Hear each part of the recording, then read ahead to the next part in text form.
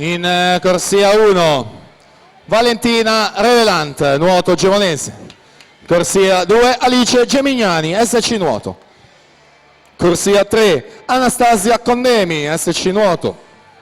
Alla 4 per il team Veneto Anna Porcari. Corsia 5 per l'Hydros Sara Flavia Strimb.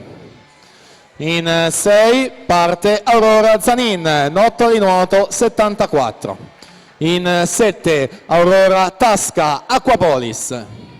E in corsia 8 per Città Sport Vicenza Agata Gortenuti.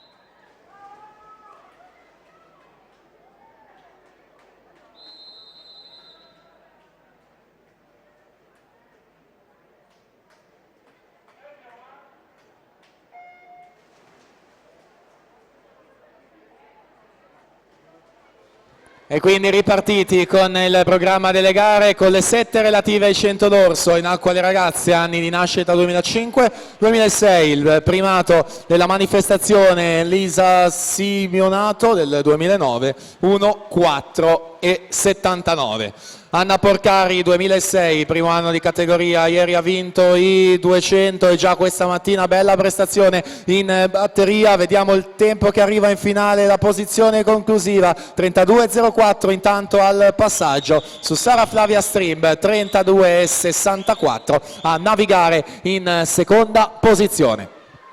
Dall'altro lato della vasca per i 75 metri con la Porcari che incrementa, la Strimb a mantenere la seconda piazza e poi la Condemi in corsia numero 3 e la Zanin in 6 a contendersi la terza. Là davanti invece è doppietta nel dorso, 200 più 100, Anna Porcari 1,04 e 68 e quindi arriva il primato della manifestazione. Precedente era 1,4 e 79, con un anno d'anticipo Anna Porcari 1,4 e 68. Seconda posizione Sara Flavia Strimb 1,6 e 74 e terza Anastasia Condemi 1,8 e 07.